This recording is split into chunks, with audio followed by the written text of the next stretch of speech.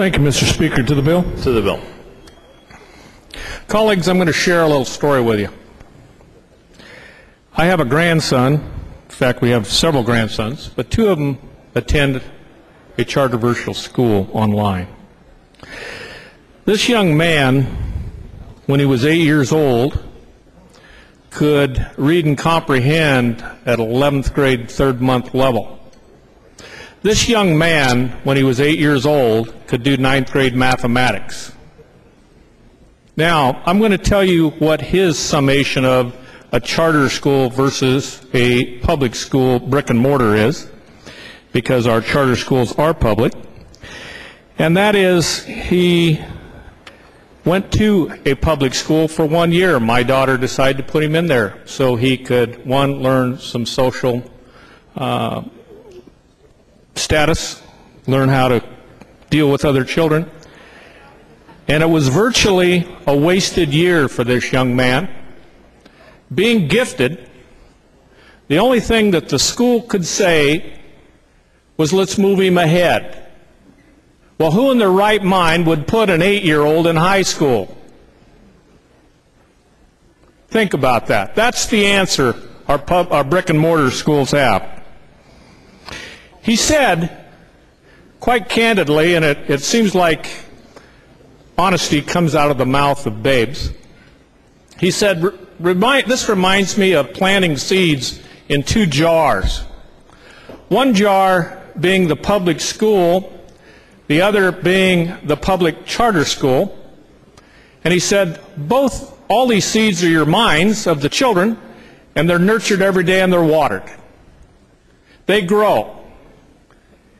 He said in the public school brick and mortar, there's a lid on top of the jar.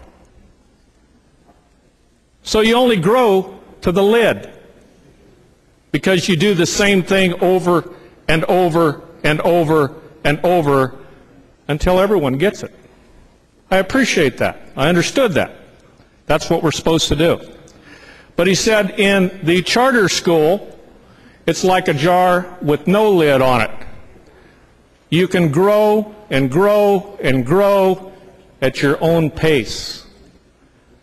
That, colleagues, is why he can read and comprehend at 11th grade, third month level, and do ninth grade mathematics.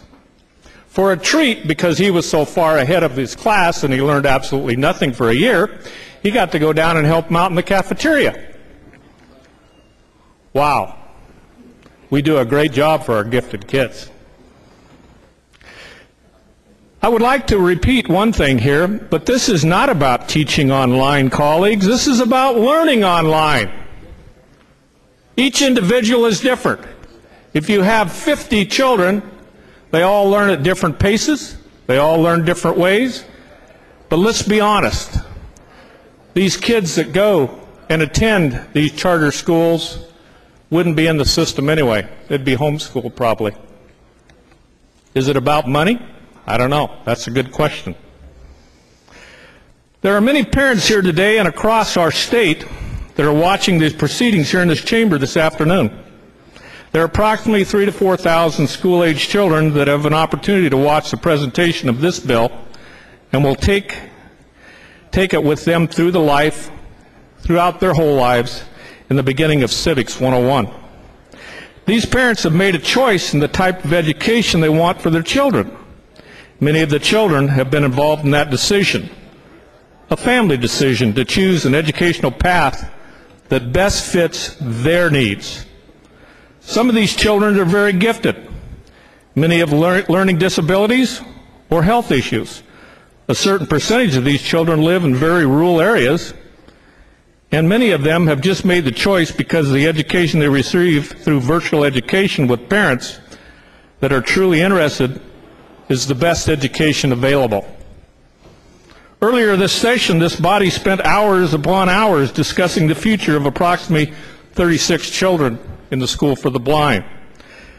A difficult discussion and a very difficult decision. I want to commend the representative from Corvallis and Philomath for leading that, because it was a very difficult thing to do. But she did a yeoman's job. And yet we have spent less than 12 hours in this House chamber discussing the future of 3,000 to 4,000 students. Perhaps maybe this piece of legislation was predestined before it ever hit this chamber. I don't know. I will go on record today stating that Senate Bill 767 is one of the most egregious pieces of legislation brought forth this session. The charter and virtual schools that this bill is directed towards Excuse me, Representative Esquivel, does someone yield? Representative Freeman yields. Are progressive and successful schools. Schools that are educating our children in the matter of which they learn. A process which parents have chosen for their children for many various reasons. We all know the test results of our Oregon-based virtual and charter schools are higher on average than our brick-and-mortar schools. The Oregon Connections Academy met or surpassed the 2008-2009 adequately yearly progress goals. Most of us cannot say the same about our brick-and-mortar schools in our districts. The 2007-2008 report card from the Oregon Board of Education illustrates that 34% of 10th graders do not read and comprehend at the 10th grade level. 46% cannot do a 10th grade math level. 43% cannot do a 10th grade level, cannot write at a 10th grade level, and 41% do not comprehend at 10th grade science level. These, colleagues, are the present results of our brick and mortar school. There's much work to be done across the board for our school systems. We all know that. We also are well aware that this is not strictly a money issue. Even the President of the United States has been said that putting more money in a system that does not work will not fix the system. We have before us today a progressive education system that is working for many children statewide. 79% of the children from virtual and charter schools meet or exceed math requirements. 83% meet or exceed reading and comprehension. In my opinion, and this is just solely my opinion, the only reason this legislation is in front of us today is because of the OEA, the competition that it can't handle. Colleagues, competition is good. Without competition, the United States would never have been first on the moon, and then the list goes on forever because of competition. Oregon likes to claim that it is a progressive state, but with the passage of this legislation, our fine state will be labeled as one of the more regressive states in education. This is a Board of Education decision. They've spent a lot of time, effort.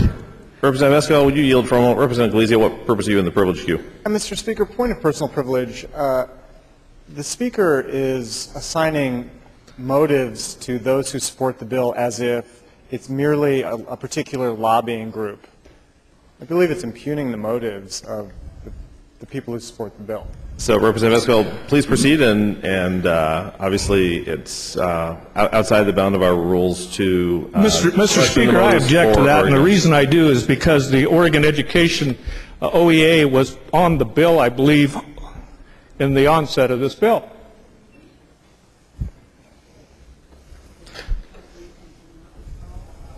Obviously the main bounds, you're welcome to speak to anything related to your opinions of the bill. The only parameters are related to not defining the motives of anyone else in the chamber for or against the bill. Mr. Speaker, I beg to differ with you that I did not do that. Nor did I say you did. Just asking, please proceed. Thank you. Thank you.